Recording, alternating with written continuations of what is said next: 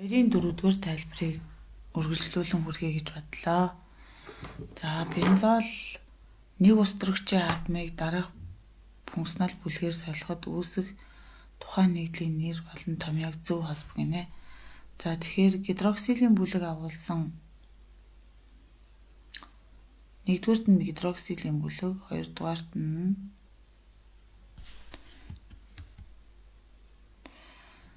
бензол нэг устрагчийн атомыг дараах функционал бүлгээр солиход үүсэх тухайн нэгдлийн нэр томьёог зөв холбох. Гидроксил бүлэгтэй юу байна вэ гэхээр фенол байна. Тэгэхээр А-гийн 4 болж таарлаа.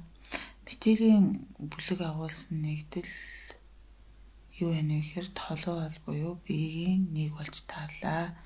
За нитро бүлэг агуулсан нэгдэл C-гийн 2 болж таарлаа.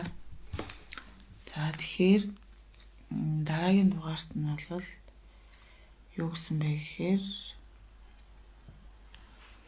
A-гийн 4, B-гийн метилийн бүлэг гэхээр толуу болон 1, нитро бүлэг гэхээр 2 байна тийм ээ. За дараа нь альдегидийн бүлэг гэхээр D бол бенз альдегид буюу 3 байна. D-гийн 3 байна.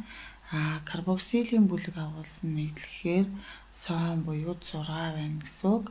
Амин бүлэгчийн H2 бүлэг учраас энэ AP-ийн 5 байна. За энэ бол маш нэршлүүдээ хэр зэрэг сайн цээжилсэн байна вэ гэдгийг шалгасан тест байна. Нэршлүүдээ сайн цээжчих юм бол харгалзуулаад бодчихно гэсэн.